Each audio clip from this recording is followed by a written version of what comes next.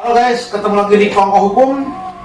Kongko Hukum untuk masyarakat Indonesia. Nah, kali ini kita Kongko Hukum dengan Bang Teddy Subrata, bahwa beliau adalah advokat dan dosen juga. Dosen di mana, Bang? Saya sebagai dosen di kampus STIH Painan. Sekolah Tinggi Ilmu Hukum Painan. Nah, Bang, saya mau tanya, apa sih yang menjadikan Abang ini untuk berminat menjadi dosen, padahal kan kita tahu bahwa itu bukan suatu hal yang menjanjikan kalau bicara tentang penghasilan. Begini, saya pertama kali terjun di dunia pendidikan itu di tahun 2008. 2008 ya? 2008, itu isi saya membentuk sebuah yayasan, dimulai dari taman kanak-kanak, dari SD sampai SMP dan SMA. Ya, pada saat 2008 gitu kan, nah saya ingin memajukan yayasan yang sudah dibuat oleh istri saya.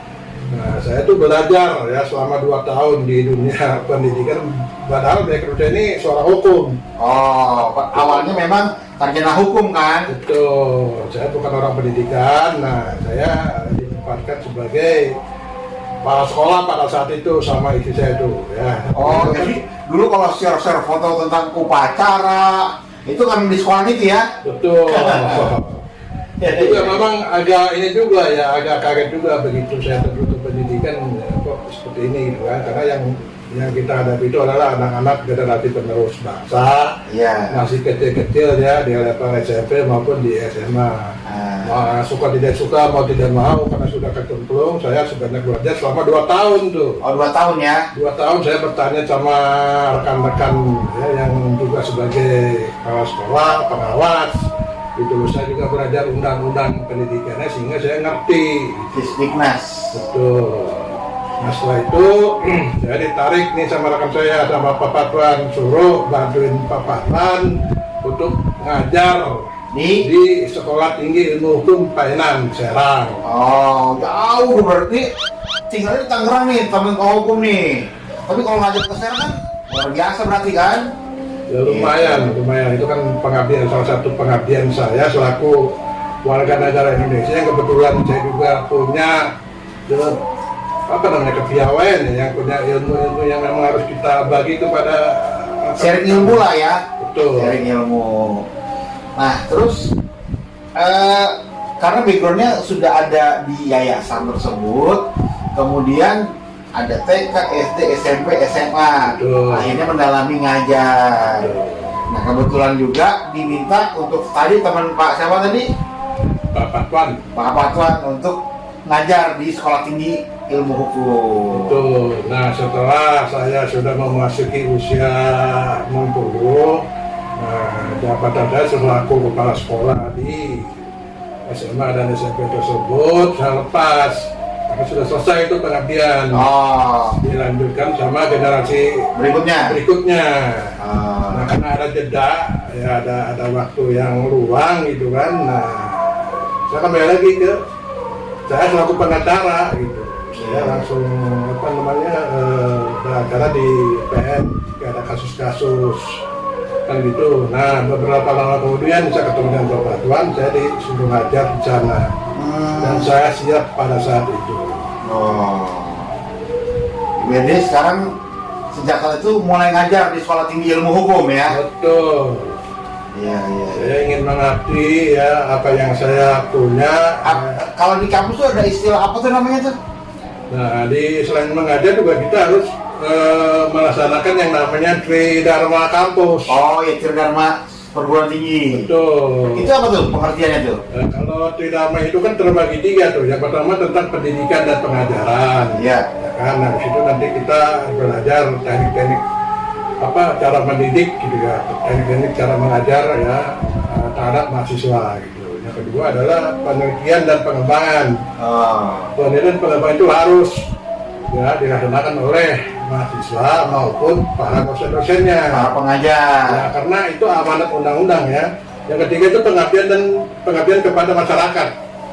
Contohnya apa tuh kalau pengajaran masyarakat? Kalau pengajaran masyarakat itu ya kita harus turun ke bawah. Lapangan. Ya, karena kita ini di bidang hukum ya, STH itu apalah sekolah ya tinggi ilmu hukum ya. Jadi dasarnya adalah hukum ya. Disesuaikan itu ketika kita melakukan pengabdian kepada masyarakat.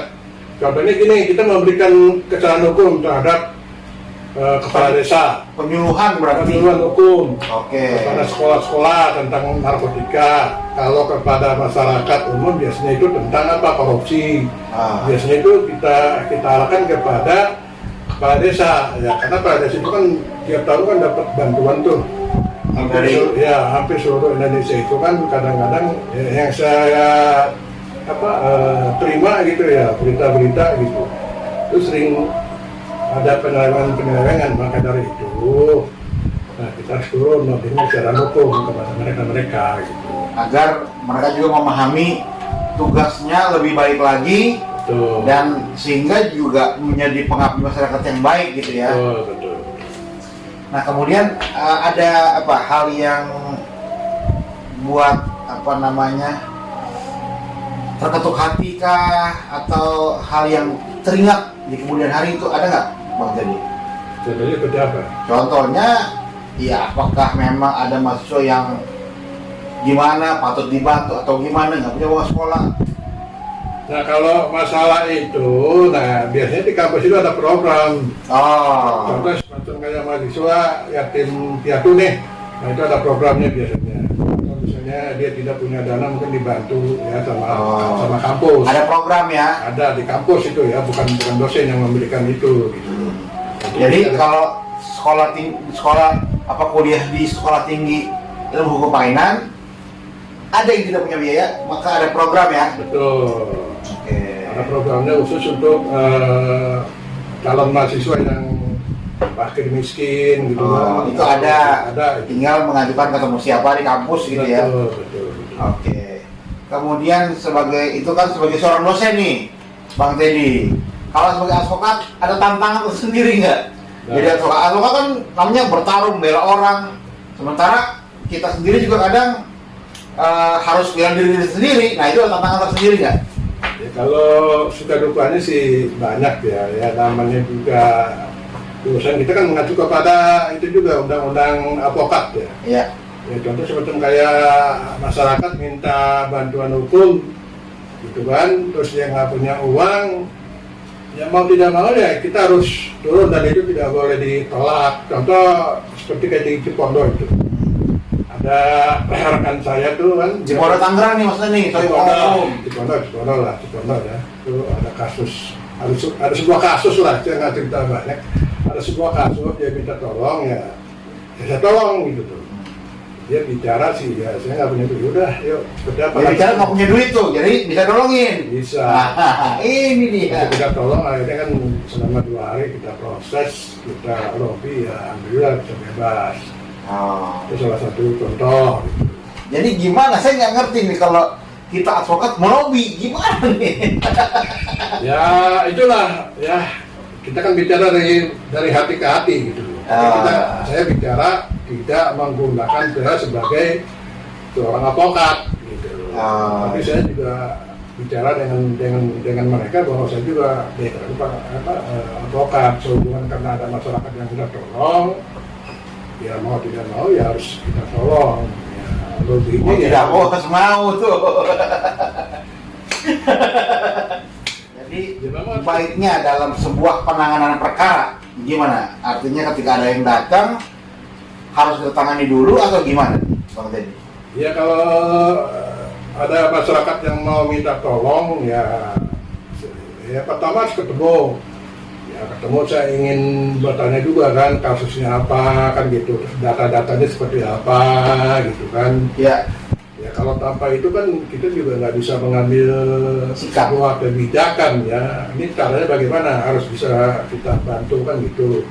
Kalau memang datanya cukup, alat buktinya ada gitu kan, nah, ya otomatis saya proses sesuai dengan aturan perundang-undangan yang ada. Begitu tuh. Oke, makasih Bang Teddy Kompo Hukumnya.